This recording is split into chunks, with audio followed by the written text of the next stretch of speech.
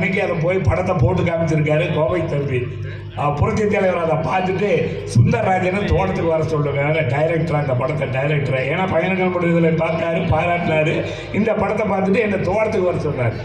புரட்சி தலைவர் தோட்டத்துக்கு வர சொன்னார்னு திக்கினது எனக்கு.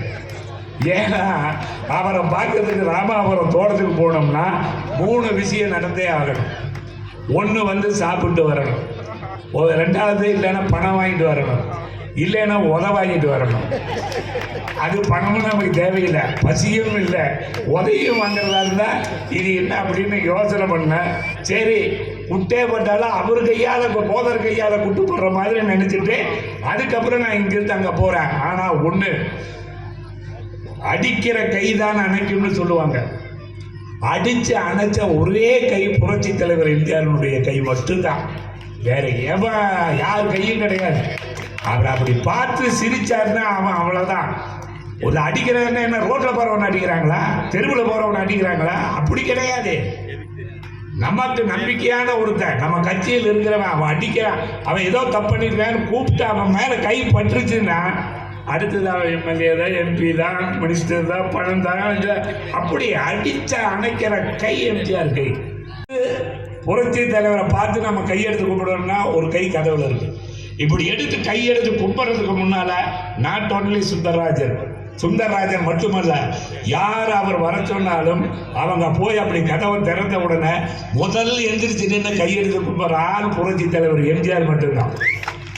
யாரா இருந்தாலும் அவரு தான் கையெடுத்து கும்பிடுவார். அந்த அளவுக்கு மரியாதை தெரிஞ்ச ஒருத்தர் இருக்கும் போது நமக்கு எதுக்கு இதை இவ்வளவு பண்பாடுகளை சொல்றோம்? கருப்பென்றும் சிகப்பென்றும் வேண்டும். டிஎம்கே எப்படி வளர்த்தாரு? கருப்பென்றும் சிகப்பென்றும் வேற்றுமையாய் கருதாமல் எல்லோரும் ஒற்றுமையாய். அப்புறம் துண்டை போட்டு கட்சியை வளர்த்தின ஆள் புரட்சி தலைவர் இல்லையா? அந்த கருணாநிதி எழுதின கதையை நீங்க பார்த்துருக்கிறீங்கல்ல. புரட்சி தலைவர் நல்ல நல்ல விஷயங்களை சொல்லி சொல்லி நல்ல நல்ல பிள்ளைகளை நம்பி இப்படித்தான் வளர்த்தாரு. இப்படித்தான் சமுதாயத்தில் சொல்லணும். அது படம் அல்ல, பாடம். அதை கரெக்டாக சொல்லணும்னு சொன்னார். ஆனால் கருணாநிதி எழுதுகிற கதையெல்லாம் பாருங்க, மனோகரா படம் பாருங்க, காஞ்சி தலைவன் படம் பாருங்க, மறக்க முடியுமா படம் பாருங்க, இருவருள்ளம் படம் பாருங்க. அவர் எழுதுகிற கதைகள் எல்லாமே மன்னர் நல்லா ஆண்டுட்டு இருப்பார். மந்திரி மன்னருக்கு விஷம் வச்சு கொண்டுட்டு ஆட்சியை கேப்சர் பண்ணிடுவார். இதை தவிர வேற ஏதாவது கதை கருணாநிதி எழுதுறது நீங்க பார்த்துருக்கிறீங்களா? பார்த்துருக்கவே முடியாதுங்க. இந்த கெட்ட எண்ணமே வராதவர் புரட்சி தலைவர். கெட்ட எண்ணத்தை தவிர வேற ஒண்ணுமே தெரியாத கலைஞர். இதுதான் அது நிறைய. அதாவது நீங்க எந்த மாதிரி கணக்கு போட்டு பார்த்தாலும் கலைவாணருங்கிற ஒருத்தர் எத்தனையோ பேர் கொடுப்பார், கடைசி வரைக்கும் கொடுத்தார். அவர் ஆஸ்பத்திரியில் இருக்கார், டிஎம் அதில் பார்த்துட்டு இருக்காரு. புரட்சி தலைவர் அங்கே பார்க்க போறாரு. போய் பார்த்துட்டு அவர் இன்ஜெக்ஷன் பண்ணியிருக்காங்க, 4 மணி நேரம் இல்லாமல் எந்திரிக்க மாட்டாரு, 4 மணி நேரம் ஆகும் அப்படின்னு சொன்ன உடனே சரி அண்ணனை நான் அப்புறமேல் பார்த்துக்கிறேன்னு புரட்சி தலைவர் கிளம்பலாம். ஐயோ நீங்கள் வந்துட்டு நான் எழுப்புனா சத்தம் போடுவார் அப்படின்னு. எழுப்புனா நான் சத்தம் போடுவேன். காரணம் என்னன்னா அவர் ரெஸ்ட் எடுத்துட்டு அப்புறம் நான் சாயந்தரம் பார்க்குறேன். நான் வந்தேன்னு அண்ணன்கிட்ட சொல்லாத, தப்பாக நினச்சிக்குவாரு. நான் நேராக பார்த்துக்கிறேன். போயிட்டார். 4 மணி நேரம் ஆச்சு. அவருக்கு பயங்கரம் தெரிஞ்சது. மதுரை பிளாஸ்கில் காப்பி வச்சிருந்தவங்க அதை எடுத்து ஊற்றி கலைவாணரை கொடுக்கலான்னு ஊற்றிட்டு இருக்கும் போதே கலைவாணர் கூப்பிடுறாரு, மதுரை இங்க வா அப்படின்னா. ராமச்சந்திரன் இங்க வந்தானா? ஏன்னா அவரு கலைவாணர் ராமச்சந்திரன் கூப்பிடுவார். எம்ஜிஆர் ராமச்சந்திரன் இங்க வந்தானா அப்படி? ஏன்னா எம்ஜிஆர் சொல்லிட்டு போயிருக்காரு, நான் வந்தேன்னு சொல்ல வேணேன், இல்லைங்க வரலீங்க அப்படின்னா. இல்லைல்ல ராமச்சந்திரன் வந்திருக்கிறான் அப்படின்னு. உடனே ஏங்க நான் தாங்க உங்க பொண்டாட்டி, நான் தான் சொல்றேன் ராமச்சந்திரன் வரலன்னு, நீங்க எப்படி வந்திருக்கான்னு அவ்வளவு ஆணித்தரமா சொல்றீங்க அப்படி. என் தலைகாணிக்கு அடியில் 1500 ரூபாய் பணம் வச்சிருக்குது, அதை வைக்கிற தகுதி இருக்கிற ஒரே ஆள் ராமச்சந்திரன் தான், வேற யாருமே கிடையாது. அப்பேற்பட்ட தலைவர் தாங்க நம்ம கிட்ட இருந்தது. அவர் வழியில தாங்க நம்ம போயிட்டு இருக்கிறோம். அப்புறம் எதுக்காக நம்ம பயப்படணும்?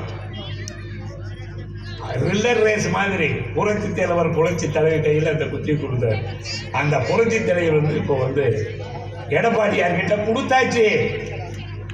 ஒரு விவசாய பூமியில பொறுத்தவனா கிழங்கு பார்த்தீங்கன்னா சக்கரவள்ளி கிழங்கு, கருணக்கிழங்கு, சேனக்கிழங்கு, அந்த கிழங்கு, இந்த கிழங்குன்னு எத்தனையோ கிழங்கு இருக்குது. விதைக்கிறோம். கடைசியில் விளைஞ்சதுக்கப்புறம் பூமியை தோண்டி கம்பியிலையோ குச்சியிலையோ குத்தி தான் கிழங்குல எடுப்பான். ஆனால் சக்கரவள்ளி கிழங்கு மட்டும் எல்லா கிழங்கையும் அது இல்லை. ஆனால் சக்கரவள்ளி கிழங்குக்கு மட்டும் என்ன செஞ்சனா அது விளையும் போதே பூமியை உடச்சிக்கிட்டு வெளியே வர்ற சக்தி வந்து சக்கரவள்ளி கிழங்கு தான் இருக்குதா. அந்த சக்தி தான் எடப்பாடியார். அதனால இந்த தமிழகத்தை வந்து நல்லபடியாக ஆட்சி பண்ணோம்னா அவர் மட்டும்தான் முடியும். அதை நம்பிட்டாங்க மக்கள், டிசைட் பண்ணிட்டாங்க. ஒரு குருவி மரக்கிளையில் உட்காருதுன்னா அந்த மரக்கிளையை நம்பி இல்லை, தன்னுடைய சிறகை நம்பி. அந்த மாதிரி தன்னுடைய சிறகை நம்பி இருக்கிறவரும் பறக்கிறதுக்கு திறமை இருக்கிறவர் எடப்பாடியார் மட்டும்தான். அதில் எந்த மாற்றமும் கிடையாது. நம்ம ஒன்றும் சொல்ல வேண்டிய அவசியமும் கிடையாது.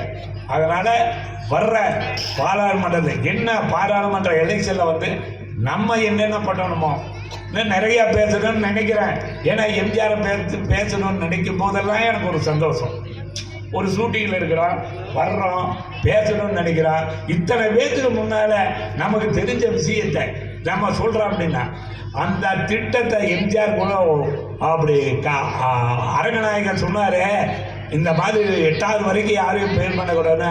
அதை பார்த்து புரட்சித் தலைவர்கிட்ட போனப்போ சாப்பிடும்போது சாப்பிட்டு அதுக்கப்புறம் சொன்னேன், அந்த விருந்தில் கலந்துட்டு நான் கேட்டேன் அப்படின்னா. அப்போ அவர் ஒரே வார்த்தை சொன்னார், நான் எதுக்குமே இது இல்லை, சினிமாவில் ஒரு சாதாரணமான ஆள், எங்கிட்ட புரட்சித் தலைவர் தந்தைய பெரியார் எடுத்த முடிவுன்னாரு புரட்சித் தலைவர். நான் அப்படியே பேசாமல் சைலண்டாக இருந்தேன். நான் ஒன்றுமே சொல்ல, அவரே சொன்னார். ஒருத்தன் செருப்பு தைக்கிற தொழிலாளி, அந்த பையன் 97 மார்க் வாங்கியிருக்கான். அந்த பையன் யாரா? ஐயர் பையன். ஐயர் பையனா அவங்க அம்மா படிச்சிருக்கு, அப்பா படிச்சிருக்கு, தாத்தா படிச்சிருக்கு, பாட்டி படிச்சிருக்கு, அண்ணன் படிச்சிருக்கான், தங்கச்சி படிச்சிருக்காங்க, எல்லாருமே படிச்சிருக்காங்க.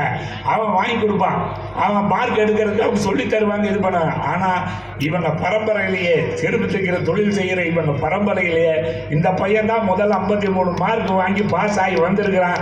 இவனை கொண்டு போய் விடுக்கலாம். அப்படின்னா ஜாதி உதவியும் மத உரியும் நீங்கள் நினைக்கிறதெல்லாம் நடக்குன்னு சொல்கிறாரு. ஒரு செருப்பு தைக்கிற தொழிலாளிக்கு நீங்கள் இவ்வளவு சப்போர்ட் பண்ணுறீங்களான்னு கலெக்டர் கேட்குறாரு. அவர் பெரியார் சொல்கிறாரு, செருப்பு தைக்கிற தொழிலாளின்னு அவனுக்கு சாதாரணமாக போயிட்டானா? அவனுக்கு நான் மனுஷன் இல்லையா? அவனுக்கு ஓடுறது ரத்தம் இல்லையா? ராமாயணம் படிச்சிருக்கிறீங்கல்ல, உலகம் பூரா ஓதுறீங்கல்ல, அதில் பரதன் ராமர் காட்டுக்கு போயிட்டா 14 வருஷம், தன்னுடைய தம்பி பரதனை விட்டு நாட்டை ஆள சொல்கிறான். பரதன் வந்து அண்ணன் உட்கார வேண்டிய இடத்துல உட்கார மாட்டேன்னு சொல்லி ராமனுடைய செருப்பை நாட்டை வச்சு நாட்டை ஆள்றான். பெரியார் கேட்குறாரு, ஒரு செருப்பு நாட்டை ஆளும்போது செருப்பு தைக்கிறவன் இந்த நாட்டை ஆளக்கூடாதான்னு கேட்டவர் பெரியார்னு சொன்னவர் எம்ஜிஆர். அப்ப காலில் விழுந்தவர் அப்படியே காலில் விழுந்த.